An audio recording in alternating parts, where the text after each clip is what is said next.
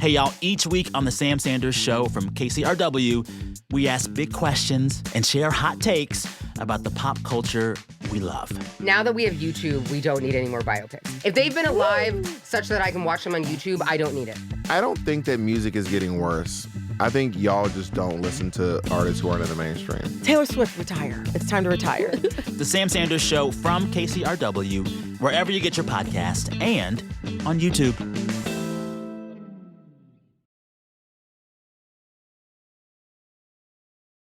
Hey guys, this is Sophie Behrman, host of Life in 7 Songs.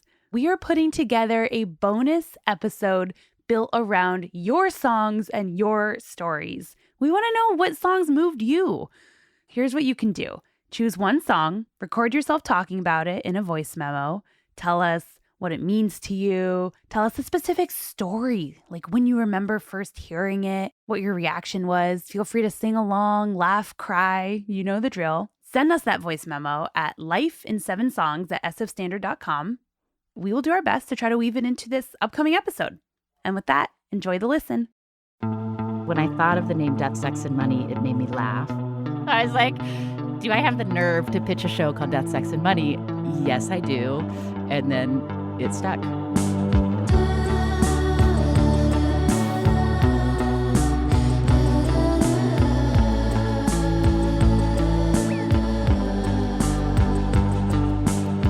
This is Life in 7 Songs from the San Francisco Standard. I'm your host, Sophie Behrman.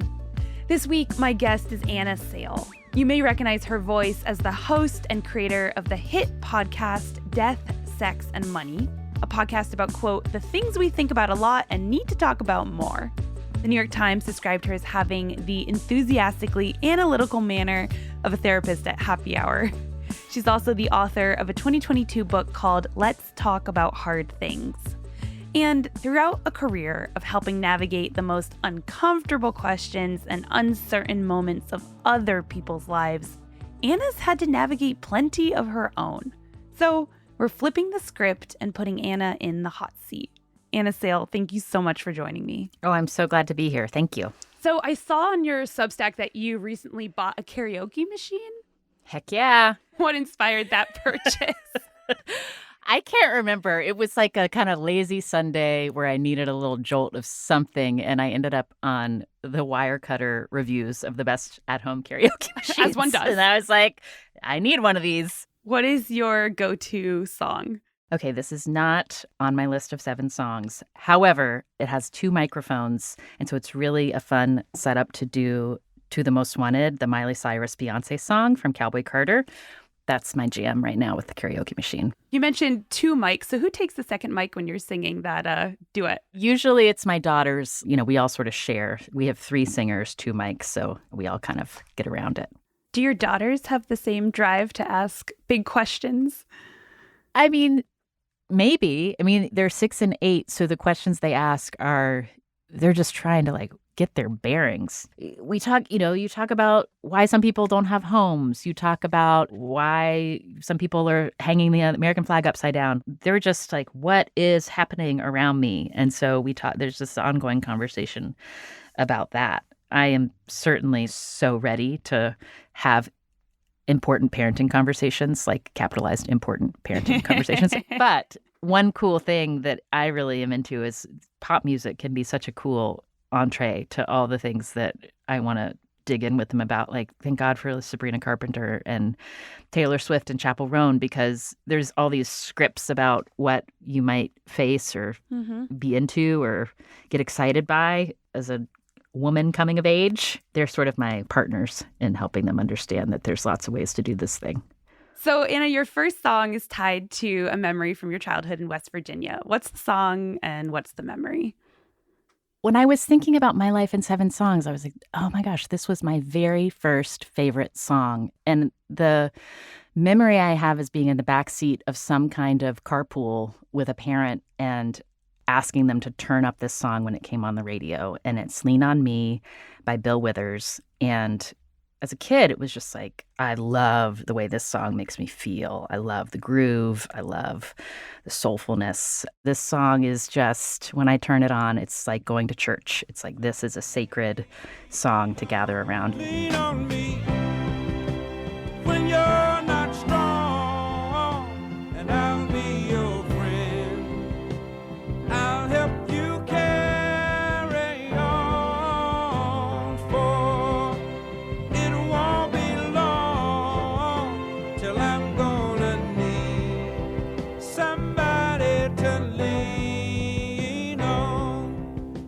good, right? And then there's like the syncopated claps. So like even as a white girl, I knew like groove. I was like, oh, you just call brother. You know, it's just like so good. And it's really simple. Like it's such a simply constructed song that just takes you somewhere.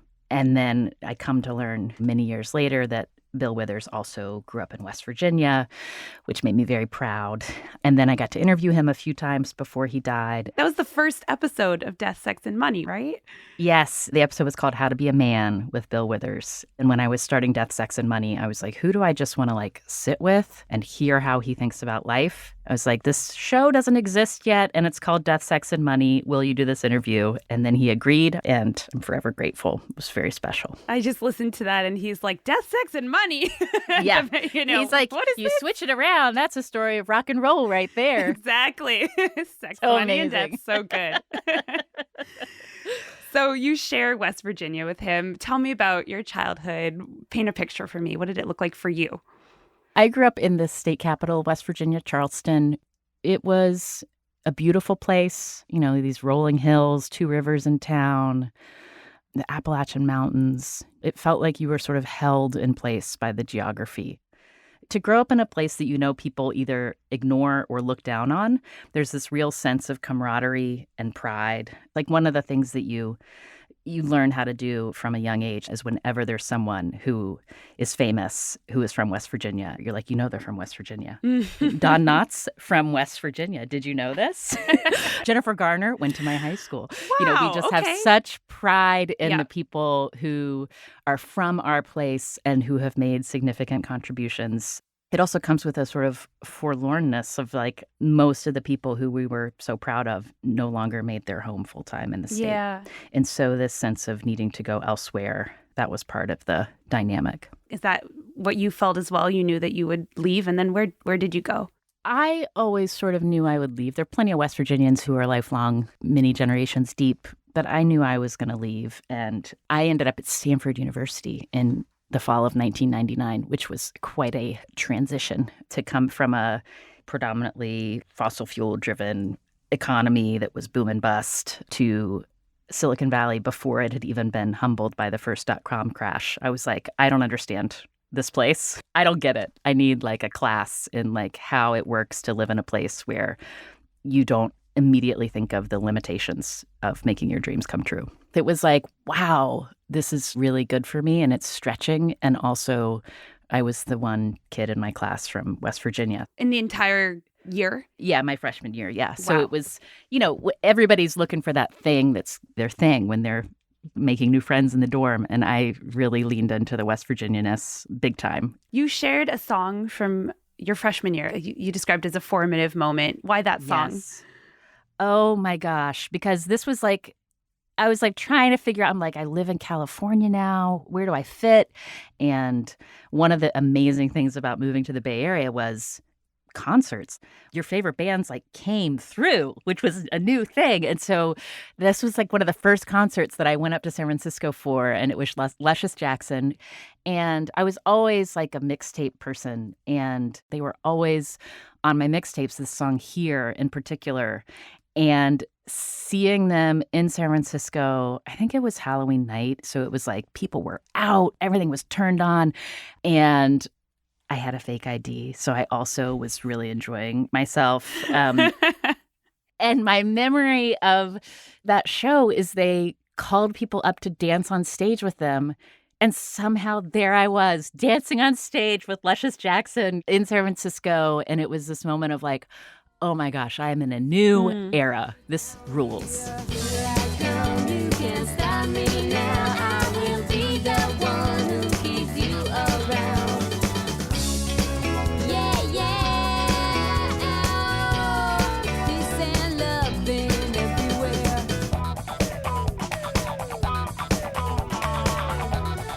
So good. Get on the floor, let's dance a little more. Get on the floor, let's dance a little more. Get on the floor, let's dance a little more. Get on the floor. Was that like you to flaunt it all on stage? I don't know. I was at that stage of life where I didn't even know what I was like. Yeah. But I was like, I'm into this. So your next song jumps ahead a few years, I think towards the end of college. What's the story behind this song? Okay, so this jumps forward. It's a similar vibe. It was another moment when like a chapter was ending and it felt like a new opening. I was just finishing college and I remember driving up all the way up to Berkeley, where I live now, and going to my first show at the Greek. And you have a funny story about driving to the Greek on your way to this concert. Yes, it's another incredible memory that was just like, life is amazing. You never know what's going to happen. We were on our way up and we were driving, windows down, really doing our summer trip to the Greek. And the radio was on and it was Nelly's It's Hot in Here. And we roll to this stoplight and this big SUV stops right next to us, also blasting Nelly's It's Hot in Here. And we look over and we kind of nod to the driver. And then both my friend and I, who were in the front seat, were like, that's Samuel L. Jackson. That's Samuel L. Jackson. And we wave and he waves and then the green light and then we just roll on. And it was just like, to get to like amazing. Have a moment with the radio with Nelly's It's Hot in Here with Samuel L. Jackson. It's so good. Okay, but Nelly's Hot in Here is actually not your third song. So tell me about this concert at the Greek. It was this whole lineup that was incredible. It was Cake, I think it was De La Soul, and the Flaming Lips were playing. And it's seared in my memory. When they played the song Do You Realize? There were these plastic giant balls that they had dancers inside of. So it was like this real sort of psychedelic stage show. And everybody's singing this song along with the Flaming Lips. And it was just transcendent.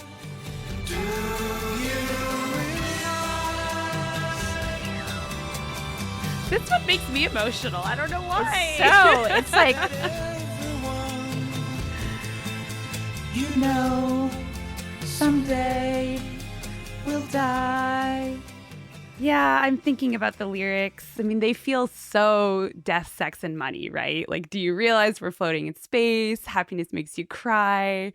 Did you have any inkling at that point that you were interested in exploring those kinds of big life questions? Not literally, because I didn't know what the heck I was going to do. I was a history major in college. I was like, what is my way? I had no idea. But I have found, now that I'm 44 and can look back at what songs did I always want to play, did I want to share with people? They're really sort of instructive in showing like, Anna, you've been the same person all along. I think that's what's so cool about when you think about your favorite songs, the comfort that comes from knowing like, even though there's so many moments in life when you don't quite know what's going to happen next, you feel stuck, you feel like it's all on you to figure out the next big decision. And then looking back, you're like, oh no, there's like a through line here that's pretty clear about what I care about, what moves me. And I think that song is such an example of that, such a literal example of that. A song that is about like, what's it all about? And let's talk about what's it all about together. That's basically what my journalism career has become. So what was your path to WNYC and eventually creating and hosting Death, Sex, and Money? It was, a little bit meandering, but I was a year out of school. My first job was I was an organizer for the Sera Club. And I was like, I like parts of this job, which are talking to people, getting out, but it didn't quite feel like the right fit. So I applied to law school, like many people who are type A when they don't know what to do. And so my resume was all updated when a job came open at the public radio station in my hometown in Charleston, West Virginia. That led to a period of many years of getting to do a mix of all sorts of reporting. And then I got a little bit tired of covering politics. And I was kind of trying to figure out if I could make up my dream of what kind of journalism I could do. I sort of tried to combine the best parts of getting to talk to people about what they cared about, what was, making their life hard, which was part of my political reporting and when I covered campaigns, and then making that the point, not making the point of the journalism like, so this candidate is going to win the New York City mayor's race. So I pitched that to WNYC at a time when podcasting was starting to be a way that people were thinking about potential growth and reaching new audiences and young people. So they gave me a shot. How did you come up with Death, Sex, and Money? Is that a reference to anything or just the big three? When I was thinking like, how do I make a show that's a little bit like basically, like, do you realize, like, I want to make a show that's about the stuff that really, really, really, really matters, that we talk around, and also not name it like, here's what matters. Instead, make it a little bit, have an edge. And so when I thought of the name Death, Sex, and Money, it made me laugh. And then I realized that it was the same initials as the DSM-5, which is the big book of psychiatric disorders. And that also made me laugh. And so I was like, do I have the nerve to pitch a show called Death, Sex, and Money? Yes, I do. And then it stuck. It's time for a quick break, but when we come back, Anna's faced with her own set of tough questions. Stay with us.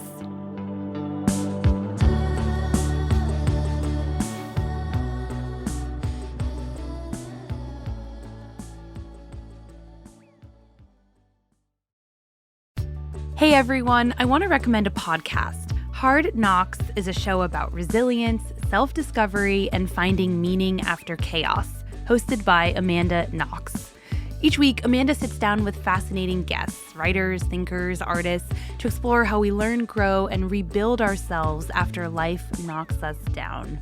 Amanda brings humor, honesty, and hard-earned perspective to every conversation, drawing on her own experience of being wrongfully convicted and rebuilding her life. Amanda was a guest on Life in 7 Songs in one of our most moving episodes, opening up about how music became a lifeline during her years of wrongful imprisonment. On our show, she spoke candidly about turning pain into wisdom and also about how we're all so much more than our worst moments. If you liked that episode, you'll love her show, available wherever you listen to podcasts. I'm Jesse Alejandro Cottrell. And I'm Emily Dreyfus, and this is Pacific Standard Time. We have stories from all over the state of California, all the big battles that are happening here. Prop 50, housing affordability, tech, and immigration. And we're really excited to bring you the stories about how California is dealing with what it means to be alive in 2025. Subscribe to Pacific Standard Time, a new weekly show from the San Francisco Standard. We'll have new episodes every Wednesday starting November 19th, wherever you get your podcasts.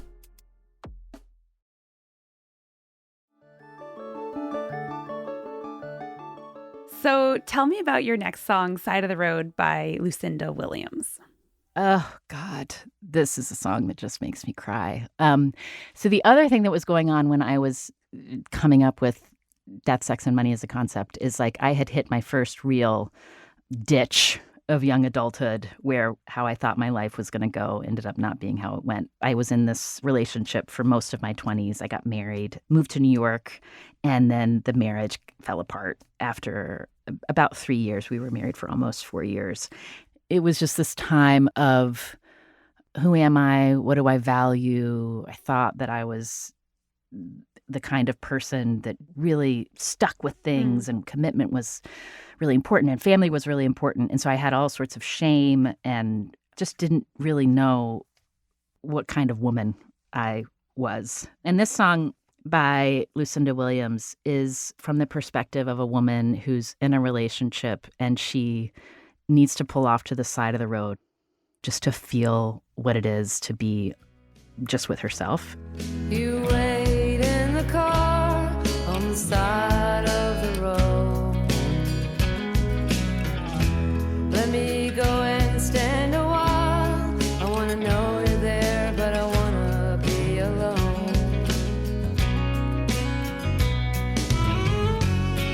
If only for a minute or two. Oh. God bless Lucinda. It's just a beautiful song because it gets at both the ways women can get all tangled up in trying to please all sorts of people all at once. And also she gives us permission to be like, hang on, I need a minute to just sort through how I feel. It's just such a relatable feeling about relationships, even ones that are working, honestly. It's just like, I want to know you're there, but I need to be alone for a minute or two. Yeah. And also, it's good, Lucy. That's fine. You know, like I think for me, it took some learning that true love wasn't codependence. I know there's a million things that can rupture a relationship, but what was going on that led to the end of that marriage? It was a combination of like a lot of things. It was what happens when somebody you really love, you've come to the end of the line with when it makes sense to live your lives together. Yeah. we fell in love when we were both figuring out who we were, and we were sort of compatriots in that. We had the same taste, which matters a lot when you're in your 20s. Like, just like we wanted to eat the same food and go to the same concerts, and we loved the same filmmakers, and we were just like teammates. And then at a certain point, my ex, he went to film school, and that's what brought me to New York. So I have a lot to be grateful for, that I wouldn't have moved to New York City had he not pushed us. It sort of became that sense of like, oh, wait, what you want and what I want aren't matching up. And we're having all of these skirmishes and battles around little things because the big things aren't the same anymore. Your next song, it's If I Needed You by Townes Van Zandt. Why does this song make the list? This is another love story for me, another love song. This song is the song I walked down the aisle to when I got married to my husband, Arthur.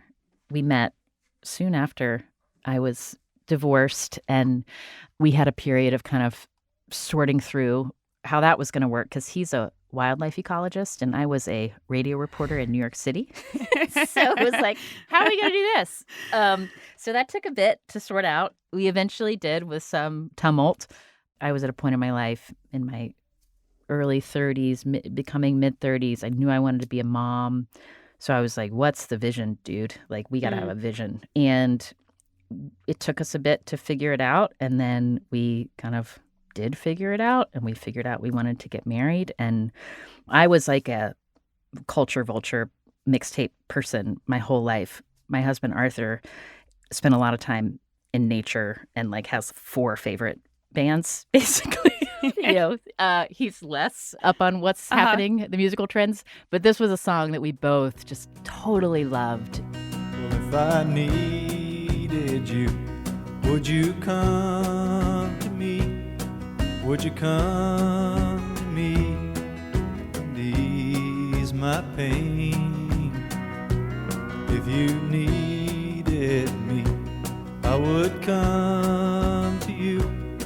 I would swim the seas for to ease your pain. It's so sweet, like 2 people figuring out, if I needed you, would you come to me? It's figuring out what's the feeling of our particular vulnerability with each other and what we need from each other and how we're going to show up for each other. That's what it's about. It's like, will you come to me if I needed you? And for us, that was like what walking down the aisle was, is like, yes, that's the decision we're making. Oh.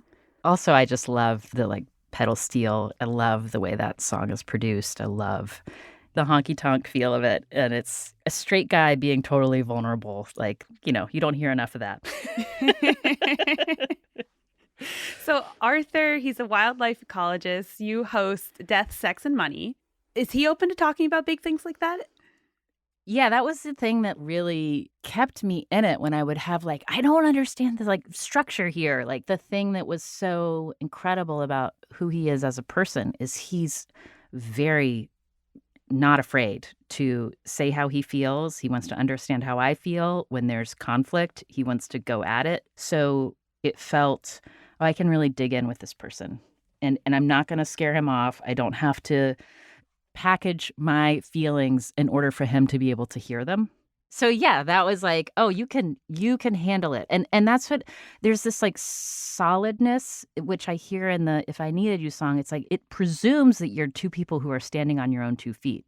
But there might be a moment where, if I needed you, would you come to me? And if you need me, I'll come to you. But it's not saying like, oh my gosh, if we're not totally wrapped up with each other all the time, I'm going to die. Your next song is tied to a big moment of change that I believe came around 2015, 2016. It's Que Sera, Sera, which is a very popular song on this show, but I believe you picked a different version. Do people pick the Doris Day version? They do. I think it might be our number 1 song. So interesting. Okay, the very best, most superior version of the production of this song is the Sly and the Family Stone version, because it just slaps. It's so good. So why'd you choose this one? I have always loved this song. I remember my older sister introducing it to me when I was young and being like, this is one of my favorite songs.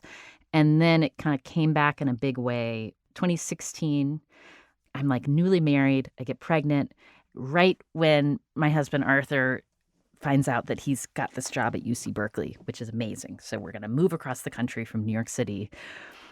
But it was like a lot at once, because then I was like, okay, first things first, where are we having this baby? Because she was due right when we were basically going to be moving. So we had to decide if we were having this baby in New York City, if we were going to have the baby in California, where were we going to live in California, all this stuff. So it was a lot to sort through. And the song Que Sera Sera is just about the passage of time. It's about asking people for help, and also that we only have so much control, because Que Sera Sera, whatever will be, will be. Wow. They asked their mother, what will I be? Will I be handsome? Will I be rich? I tell them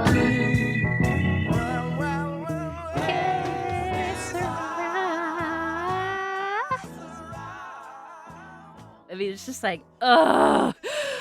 It's a song that makes me feel things. It's a very different song than the Doris Yes. Day one. But the sentiment, I mean, we know why it's picked, you know? Yeah. So all this is happening 2016, and I am hosting a live show at the Brooklyn Academy of Music, and we end up booking Lisa Fisher, who's this incredible singer. She's our musical guest.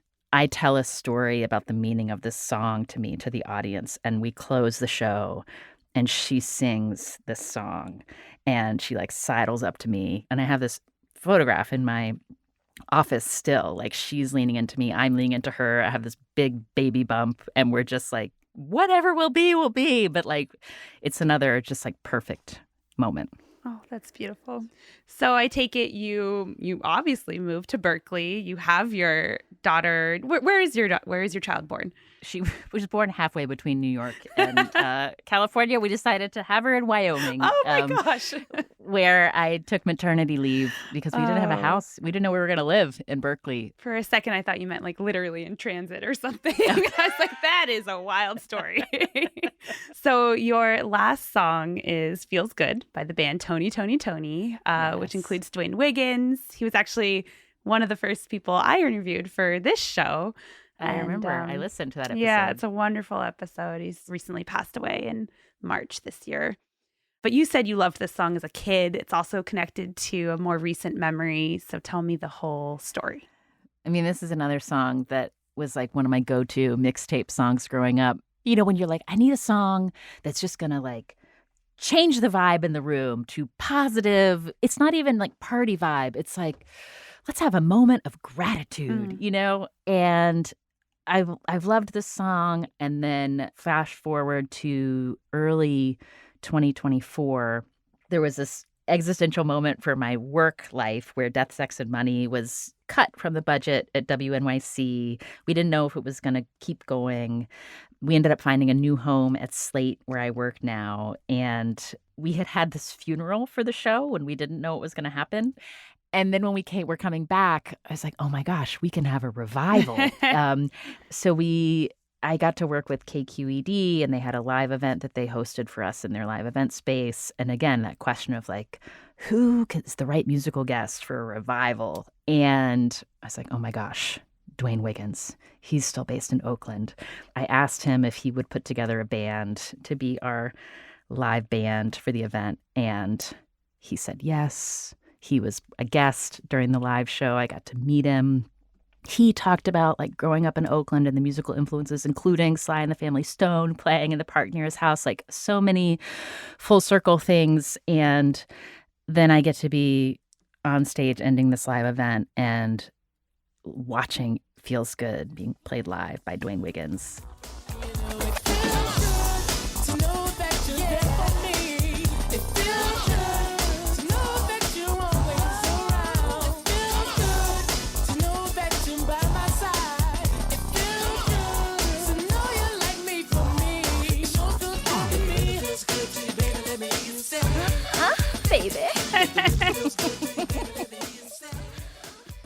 Were you dancing on stage to this one? Yes. Rhythm feels good. Yeah. You know, the whole audience stood up. It was just like, amazing. So perfect. And I got to have that moment before he was sick, before Oakland had to say goodbye to him. And now I hear that song, and that's like what it taps into. It's like sometimes, you know, you don't know what's going to happen. A lot of pain is involved in living this life. And also there's some moments where it feels good. Anna, is there anything that stands out to you about these songs and moments that you've chosen? Like any thread between them? I mean, one thing I notice is I like songs that feel a little bit like you're a little bit pressing on a bruise and then you have this release. You know, these are like songs that are about real stuff and real feelings. And that's a little on the nose for what my taste is as a journalist. But then there's also this cool overarching feeling of like music is also the thing that you just have to turn to when there's not answers. Anna, talking to you, it strikes me that there have been some moments of uncertainty in your journey, you know, whether it's where you should be or if a decision you made was the right one. And I'm curious, how has hosting Death, Sex, and Money for a decade taught you about how we all navigate those moments? I think the show started with this real sense of I need to collect as much information from as many guides as I can find so that I am really making the most informed choices possible, right? This sense of arming myself with enough wisdom to be able to take on life and to not feel stuck or scared when I was in a moment when I didn't know what was going to happen. And the thing that when you talk to people about how life unfolds for each of them, you learn that there is no outrunning moments of stuckness or uncertainty. That's what it's all about, is like remembering that each of us are in our little lane with our own particular challenges. But when you have a moment to lift up your eyes and look around and feel in community and like you can help each other and that it's not all about you, that's what it's about. Anna Sale, thank you so much for joining me and sharing your 7 songs. Sure. Thanks for inviting me. I'm so excited to hear this mixtape. How fun. This was so fun. Such a cool way in to getting to know people.